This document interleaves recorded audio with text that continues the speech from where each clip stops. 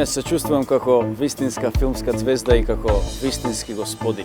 А ќе имам чест да разговарам со еден хедониста кој што навистина го разбира и го сака животот.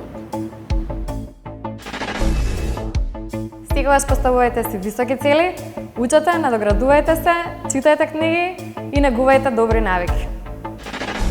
Но пред да зборам со гостинот, сакам да ве запознавам со еден вистински джентлмен од светски ранг. Само неколку луѓе во историјата можеле да бидат рамо до рамо со италијанецот Џани Ањели. За време на својот живот, секогаш добро облечениот Џани Ањели важел за еден од најголемите индустријалци во светот. Во еден период од неговата кариера бил италијански сенатор, собственик на Фиат и најбогатиот човек во модерната историја на Италија, со богатство проценето на 2 милиарди евра во тоа време. Доколку треба да го пишеме карактерот на Ањели во неколку зборови, тоа би биле екстремно шармантен, интелигентен, љубопитен и секогаш облечен со стил, целејки кон перфекција. За време на своето 40 годишно работење во Италија, Ањели бил најважната личност во италијанската економија. Тој бил роден во успешно и благородно семејство. Неговиот дедо Џовани Ањели ја има подигнато фамилијата на едно респектабилно ниво со тоа што ја основал фабриката за автомобили Фиат, уште пред да се роди Џани. Предприемачкиот дух кај Џани се пренесува уште од неговото раѓање, а продолжува низ неговото детство. За време на школувањето во средното училиште во Торино успева да развие интриги за предприемништво и напредок на фамилиарниот бизнис и репутација, со што подоцна успева да ја реализира. За жал, животот на Џани Ањели драстично започна да се менува во 1935 година, по смртта на неговиот татко во авионска несреќа на 43 години. По смртта на татко му, во животот на Џани најголемо влијание има неговиот дедо. По поразот на Италија во војната, американските мокни сили го тераат неговиот дедо да се откаже од Фиат, бидејќи произведувал воени возила и тенкови. Ова не било толку страшно за нив, бидејќи интелигентниот дедо на Џани веќе имал план.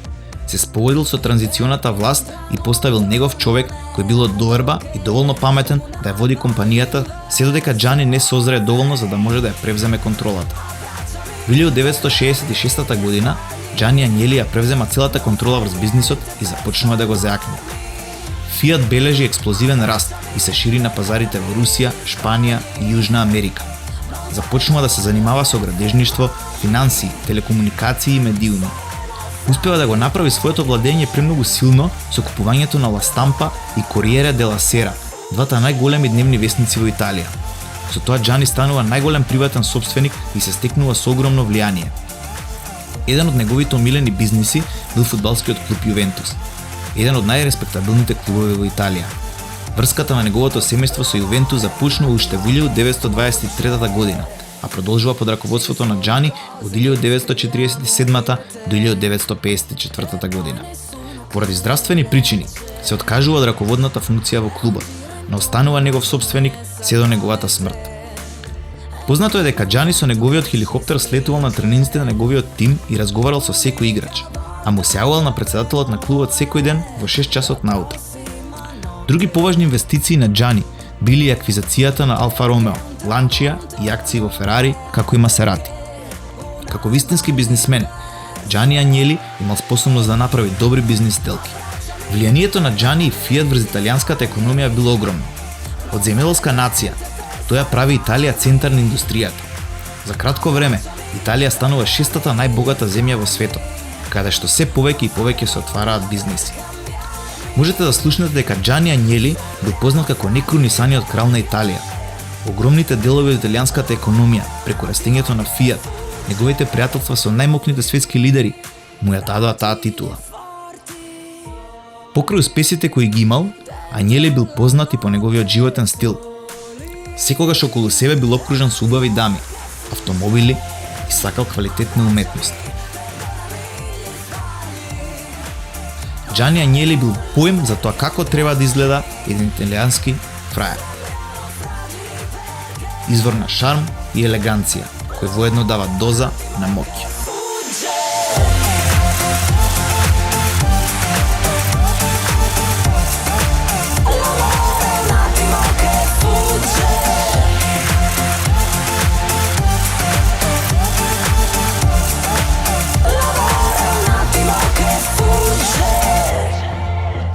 abbracciami, perdonami gli sbagli, non fare niente per salvarmi.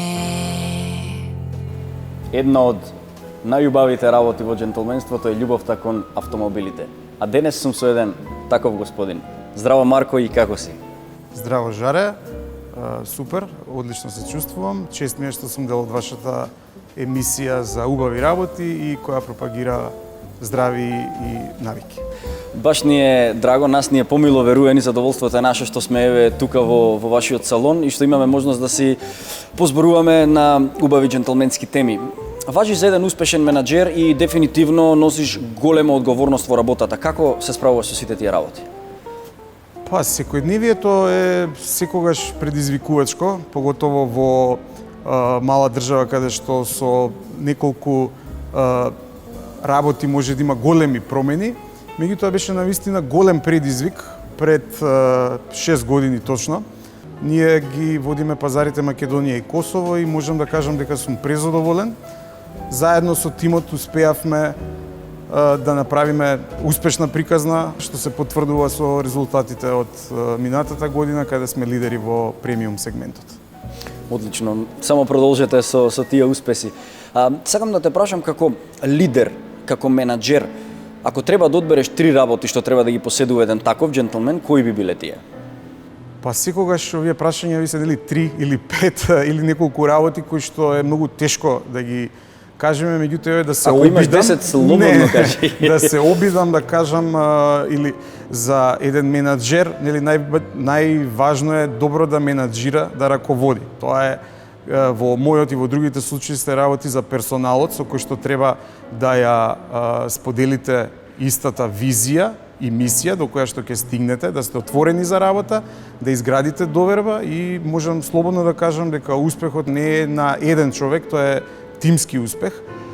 За менаџерот кој да е да биде според мене успешен, треба да е човек со голем интегритет и принципи, да води она leadership through example, преку пример, не само јас кажав, а да знае кога треба да прифати и критика и друго мислење, да обезбеди услови за работа да функционира и според она некое мое досегашно искуство во оваа бранша и во бизнисот, многу работи се одамна измислени, каде што ние треба само она што е веќе успешно од поразвиениот свет да го пренесеме тука, да го имплементираме, да се обидеме да го направиме прилагодливо кон локалните услови и менталитет и секако тоа треба да се надгледува. Друго, треба да е менаџерот одлучен.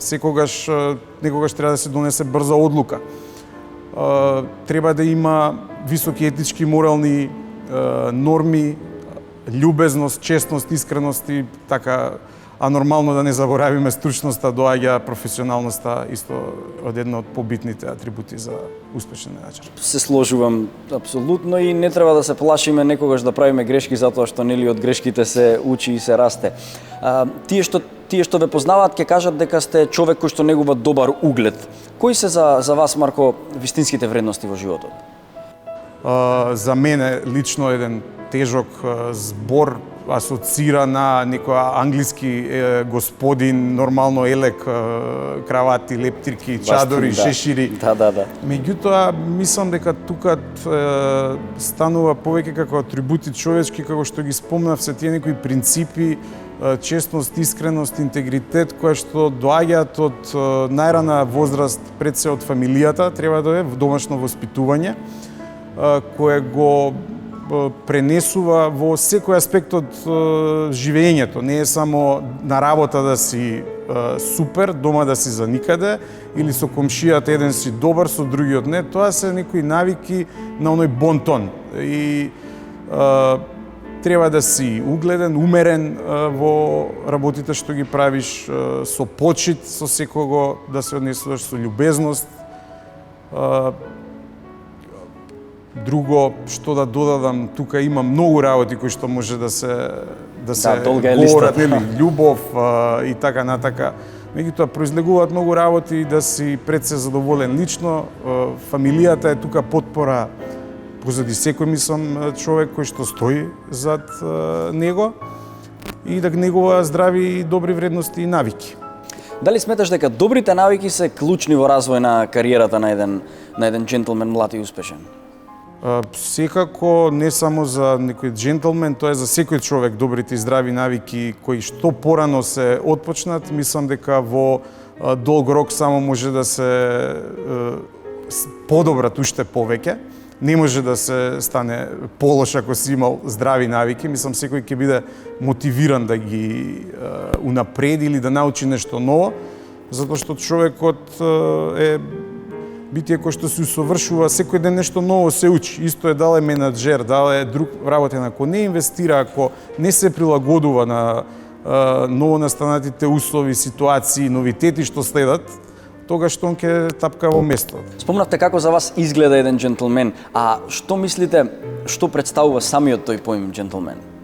Па, жаре, тоа е, мислам, по-важната страна на джентлменот. Изгледот, нели, може да залаже многу.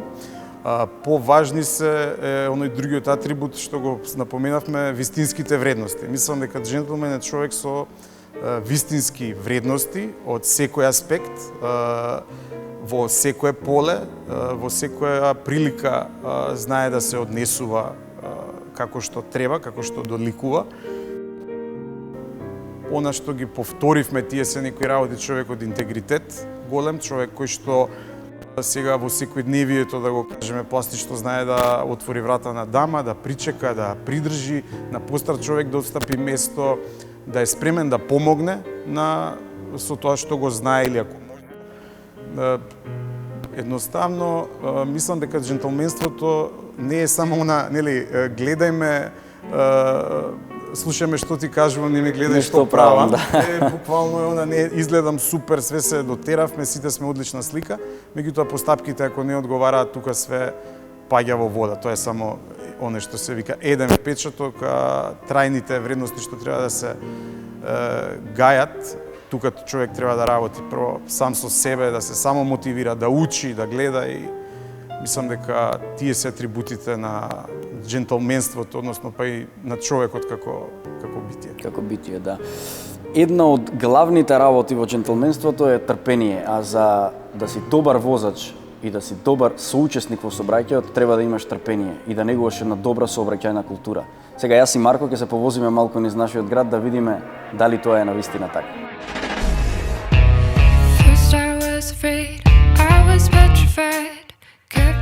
Марко, дали според тебе вистинските джентлмени треба да знаат што е добар автомобил? Секако треба да знаат што е добар автомобил, затоа што джентлмените обично знаат за убавите нешта, под убави работи нешта спаѓаат и автомобилите. А што најчесто и што им е најважно на мажите, па и на жените кога купуваат автомобили? Па најважно, според некое наше досегашно искуство, тука секако игра голема улога марката, некој преферира една, некој друга марка. Нормално премиум производите се најпосакувани кога доаѓа избор за автомобил, меѓутоа што прво плени кај секој човек, нели дале дама или господин, джентлмен, е дизајнот. Доколку им се допаѓа автомобилот, продолжуваат понатака во разгледување на другите перформанси, дали задоволува потреби и така. Дали сметаш дека кај нас има джентлменство во сообраќај? Мислам дека тука имаме голем простор за подобрување, секако со честни исклучоци мали, джентлменство во сообраќајот скоро и да нема. Многу се, тоа е моја исто личност искуство сега, зборам, многу се вози агресивно на сила, ретко се почитуваат сите сообраќајни знаци и ограничувања, особено во градска средина, каде што секој паркира кај што ќе стигне и она е моментот само да прашам или на 5 минути застанав да купам нешто и се блокира све. И сметам дека тука има стварно огромен простор за подобрување. Дали може да те замолам истото прашање, ти мене да ми го поставиш? Сакам јас да дадам одговор на ова. Може, Жаре, дали сметаш дека постои джентлменство во сообраќајот во Македонија, Скопје конкретно? Ти благодарам за прашањето. Мислам дека не постои джентлменство и дека треба казните да бидат многу поригорозни. Затоа еве ова еден апел джентлменски од мене до вас. Да продолжиме понатаму, Марко. Ти благодарам за прашањето уште еднаш. Каков е Марко позади воланот? Дали сакаш да возиш брзо, уживаш во возењето, имаш моменти кога ти доаѓа да стапнеш на гаста? Малку околу тоа каков си ти позади воланот, најопуштено? Да, жаре, ја обожавам да возам. Самиот и тегла некако на марката или маркетиншката порека е задоволство во возењето. Да. И навистина, јас лично возењето ми представува дури еден вид на терапија, долго патување ми е онака. Одморот ми почнува кога си иден одморот, моментот кога ќе влезам во автомобил и веќе тргнам. Тогаш сум јас на одмор и навистина уживам. Сакам да возам динамично, каде што дозволуваат условите на патот, се разбира. Ние кога одиме, тоа се обично конференции, еден вид состаноци, нормално као мотивацијски дел од сите тие работни денови. Имаме да пробаме тоа што е ново и кога се оди се бираат локации кои што се навистина живописни негде на ако не сме во Минхен, во тогаш автопатите во Германија што ги спомнав се идеални за возење или околните патишња Баварија. А обично се оди на дестинации каде што се потопли, тоа е Шпанија, Португалија. Хрватска почна да се користи во последно време доста. Се возите покрај море. Да, и се возат возила кои што се навистина исклучителни и тоа чувство е онака е направено за сите сетила, од одбрана музика од плейлиста во колата до рути строго одбрани, не е ништо оставено на случај за да некој слободно толкува што ќе прави. Туку е све насочено како треба да биде и вистинско уживање. Тука сме возели на тркачките патеки познати као Хокенхаим, Есторил, кај што се вози Формула 1 трки со меѓутоа пред секое возење, пошто збориме сообраќајната култура или джентлменството во сообраќајот, ни даваат напаствија почетокот е како се седи во кола. Правилно како да седнете, па после гледа дал можеш да возиш. И прво има теорија, па тек тогаш доаѓа во пракса, затоа што се тие мешани групи и е навистина многу интересно. Тоа се памти за цел живот на сите тие дестинации кај што се оди. А дали мислиш дека технологијата и модерната нишка го одзема приматот на оние класични автомобили? Значи тргнавме од менувачот па и понатаму. Секако светот оди напред и класичните, сега ако го разбрав добро прашањето, класичните автомобили тие што имаат вредност, кај нив само расте цената. Да. Збориме за ако збориме за олтајмери. Да. Не, тука мислам тие ќе им расте цената многу во иднина затоа што се ретки, тие секогаш држат висока цена, а сега останува нели од ова масовно во производство што е останато, а се класифицираат како јангтајмери, кој од нив ќе прерасне во класика. Да. Тоа е веќе времето ќе покаже и мислам ќе останат и тие да функционираат секако. Приматот се менуваат, ако вие со джентлменство сте поврзани порано со лимузина. Лимузините останаат чисто бизнис коли, а за секојдневна употреба или возила за она све во едно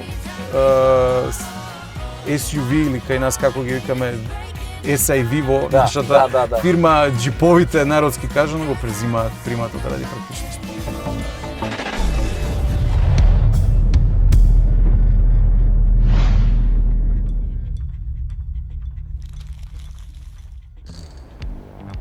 Обично кога возам не пијам затоа што може да ми се истори, а вие не пиете затоа што тоа е опасно по животот.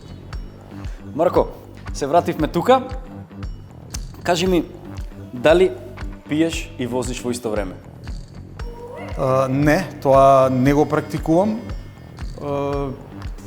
Една чаша вино, да, на руче како сме негде седнати, можам да се напијам и да седнам да возам колку што е дозволено нели? Законски со 0,5 промили. Меѓутоа ако знам дека негде излегуваме и ќе се остане малце подолго или се пие, обично користам такси или пешки одам во Скопје. Паметна работа. Како Марко го започнува својот ден?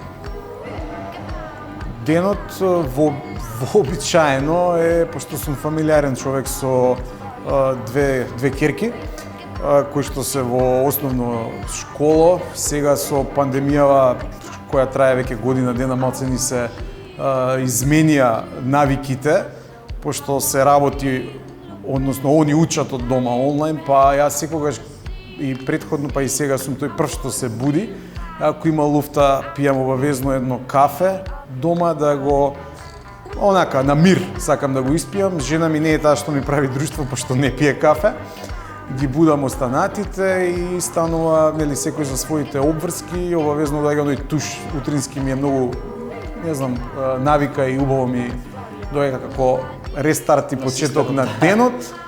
И нормално се доаѓа на работа со тековни обврски, да се видиме со колегите, немаме никои класични заседавања на состанчења, затоа што сме инволвирани секој ден тука и покрај тоа што е пандемија, сите сме добри, здрави, живи и работиме од канцеларија, таква е природата на нашата работа. Се гледаме и тековните обврски да така некогаш имаме повеќе простор или посета од клиент што ќе дојде па заедно да испиеме едно кафе. И ако сум заглавил цел ден во канцеларија, обавезно после доаѓаат фамилиарните активности во зависност од периодот на годината, зимно време краток ден ладно. Меѓутоа еве сега како што пролет доаѓа се буди, возење точак, една прошетка, пошто тоа на сите ни прија доста. Хедонизмот е една навистина интересна филозофија на живење. Како што спомнавме, покрај добар автомобил, дали сметаш дека еден вистински џентлмен, еве тргнувајќи од тебе, треба да има добро одело, добра кондура, добар саат, добри наочари, на што најмногу обрнуваш ти внимание? Па мислам дека за секоја работа или прилика има соодветна гардероба или облека. Не сум човек што преферира мора да е бренд, иначе никако. Повеќе сум да го споделам тој бонтон на добро однесување. Се знае кога се оди некаде и како треба да се облечеш. Едноставно во нашата работа клиентите или тие што доаѓаат очекуваат да видат одредена дрес-код, односно дисциплина во тоа, и во фирмата сите се во одела. Така да повеќето луѓе може да се навикнат и нас така да не гледаат униформирани, отколку кежуал варијанта кога сме на некои слободни активности за спорт или водно или било што. Сматрам дека сите убави работи човек треба да ги почитува, зашто некој ги направил, ги создал некој бренд и затоа е најверојатно и поскапо од другите, затоа што обстанал долго време на пазарот. И сметам дека треба да се почитува, не да се копира и да кажат да тоа е исто како ама не е исто. Исто е, ама не е Да. исто. Дали повеќе сакаш да ти готват или сакаш да готвиш? Па искрен да бидам, повеќе сакам да ми готват, да јадам све тие вкусови, да се проба нешто ново. Готвењето не ми е страна работа, сакам и да сготвам нешто, да направам. Тоа од тие некои студентски денови кога сами живеевме, па моравме, имавме рецепти за полнети пиперки, мусаки, затоа што ми издосадило од јадење шпагети, пици и суво, така да знам и тоа да направам малце, ама се уште не сум навлегол во оние детали на готвење кое што може да импресионира. Да, види, никогаш не е касно за ништо. Аз сметам дека тие неколку јадења што ги спомна се дел од нашата традиција, а човек што не си ја познава традицијата не може да биде џентлмен, доколку мене ме прашаш.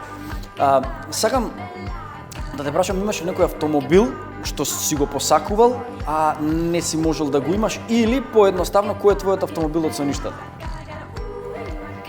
Значи имам многу автомобили кои ги посакувам и не можам да ги имам, затоа што навистина јас тоа и како еден вид на хоби, пратење на различни автомобили, да не биде сега дека само BMW или Mini се моите автомобили, има и други убави автомобили кои што се икони во автомобилската индустрија и некако цел живот до сега возам нови автомобили кои што се службени, не се приватни, и благодарение на тоа стварно живам во нови автомобили кои што се како оди технологијата се полесни за експлоатација возење, меѓутоа како што одминуваат годините некако интересот ми доаѓа на класични јангтајмери, олдтајмери, нешто што ќе остане така да имаш некоја емоција, и обично луѓе сакаат да купат тоа што како деца играле, гледале,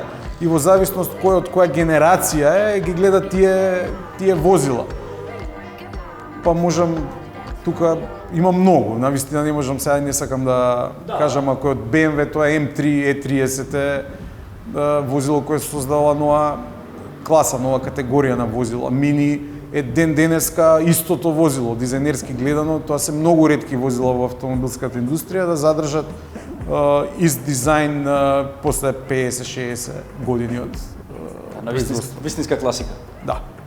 Мене ми беше многу мило што бев гостин во твојот салон, што ми беше ти гостин, се надевам дека ќе се видиме и во наредна прилика. Драго ми беше и мене исто така. Да наздравиме. Живи здрави и за убаво да се гледа. Имајте позитивен став кон работите. Бидете отворени кон другите, почитувајте се, негувајте добри навики. Ако очите се огледало на душата, јас денес дефинитивно ќе разговарам со една прекрасна душа. Аријана, како си? Ви благодарам, одлично. Баш ми е мило што конечно успеавме да те донесеме тука кај нас и конечно ќе имам чест да разговарам со тебе. Дали сметаш дека позади секоја успешна жена стои успешен маж? Ако тргнам од себе си, тогаш би рекла дека позади секоја успешна жена е самата себе си. Меѓутоа, дефинитивно треба поддршка и едноставно никој не може сам во животот. Меѓутоа, конкретно во мојот случај, јас самата се стоам. Види, тоа е убаво кога ќе се свртиш понекогаш позади, сваќаш дека успесите си ги направила сама и никој не ти помогнал така од висина кога се гледа. Млада си и успешна. Како се справаш со сите тие предизвици во едно вакво време, не време? Па добро, види, не сум толку млада, и ако си да ми викаат млада и успешна, века на неколку интервјуа. Како се справам? Се справам како и сите луѓе. Едноставно, се што можеме да решиме, го решаваме. Животот е тука и за предизвици, и за убави работи. Едноставно, тоа си го сваѓам како составен дел на животот. Да, види, твојата работа има големо влијание врз полето на едукација. Колку сметаш дека неформалната едукација може да помогне во влијањето и градењето на кариерата? Па дефинитивно, види, образованието награди нас како личности, нели, дали е формално или неформално, награди нас и едноставно ни го развива тоа и од критичко размислување до целосна едукација, и ако ја земеме и твојата професија, ти не би бил тоа што си доколку не си едуциран, нели? Да, дефинитивно. Така што она што ние го правиме преку програмите што влијаеме, буквално го променуваме нечiji живот. Бидејќи без образование ти си табула раса или празна книга, нели? Така што тоа е тоа што всушност најблагородната работа што ние правиме, односно мојата професија. Што за Аријана представува джентлмен? Да ти кажам, многу размислам на ова прашање, бидејќи Знаеш нели, ли па го поставувате на сите.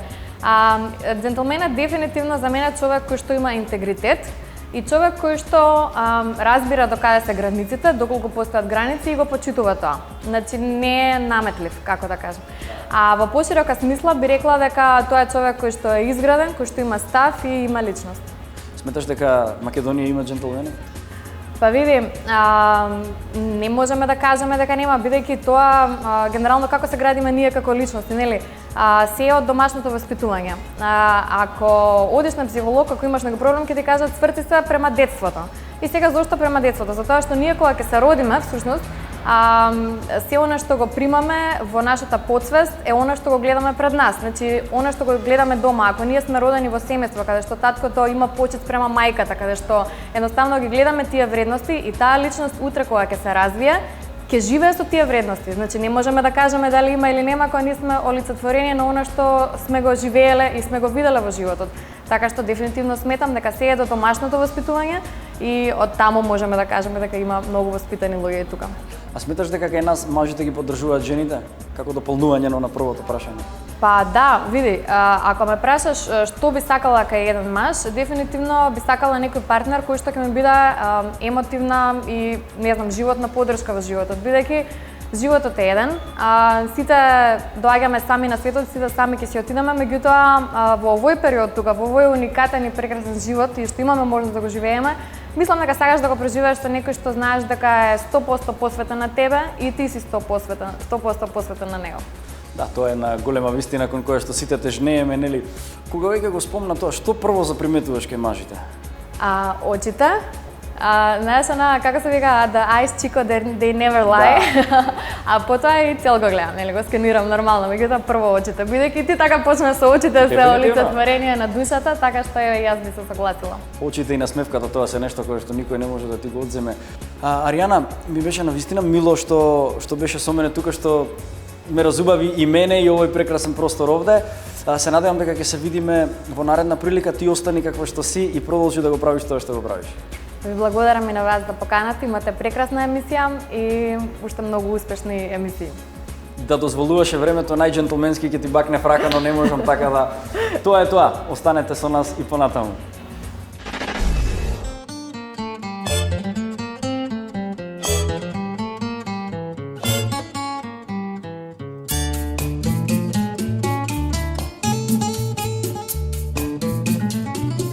When marimba rhythm starts to play, dance with me, oh, make me sway.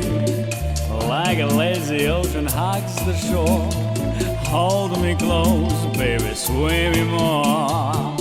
Like a flower bending in the breeze, bend with me, oh, sway with it. When we dance, you have a way with me. Stay with me, hey, sway with me. Other dancers may be on the floor, dear, but my eyes will see only you. Only you have that magic technique. When we sway, I go weak. I can hear the sound of violin long before it begins.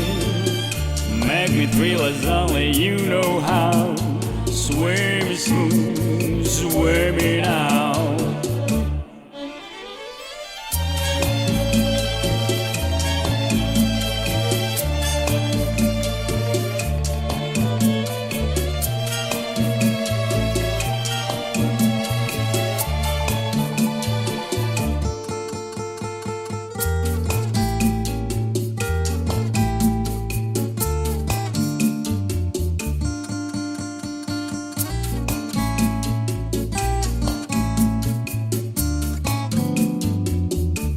Other dancers may be on the floor, dear, but my eyes will see only you. Only you have that magic technique. When we sway, I go weak. I can hear the sound of violin long before it begins. Make me thrill as only you know how. Sway me smooth, baby, sway me now. Make me thrill as only you know how. Sway me smooth, sway me now.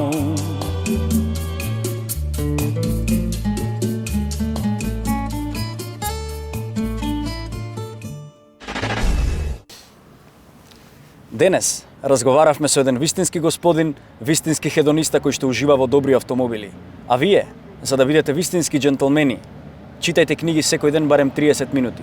Станувајте порано, обрнете внимание на утринските навики, дарувајте љубов, сакајте ги најблиските. А ако сакате сето ова да го гледате уште еднаш, гледајте ме мене на Джентлмен магазин секоја среда на македонската телевизија 20:45.